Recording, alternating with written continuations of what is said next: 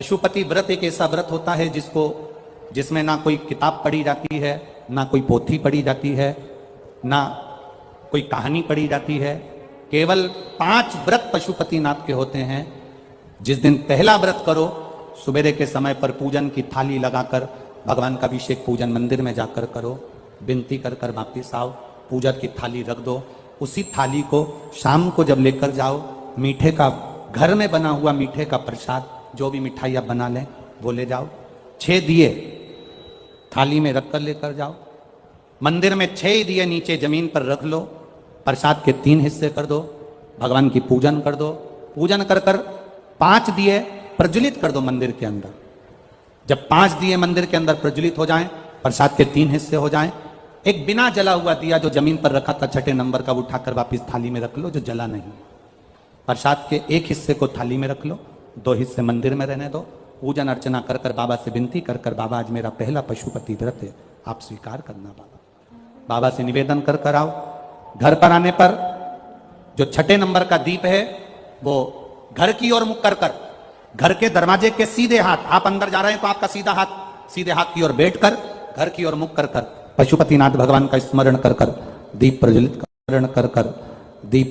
करो। घर के बाहर दिया लगाकर अंदर प्रवेश कर जाओ। जो प्रसाद का 1 हिस्सा है, भोजन करने से पहले वो प्रसाद का 1 हिस्सा पहले खाओ, फिर भोजन करो।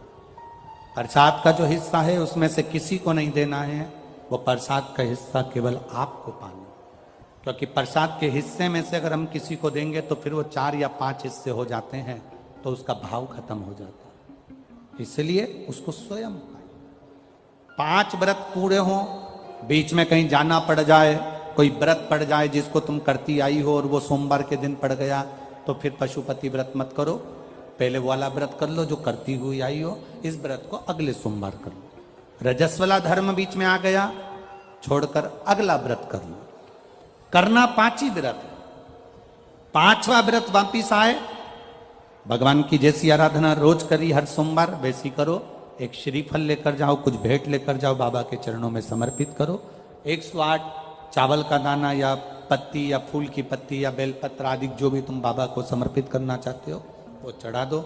विनती करो, बाबा आज मेरा 5वां व्रत हो रहा है।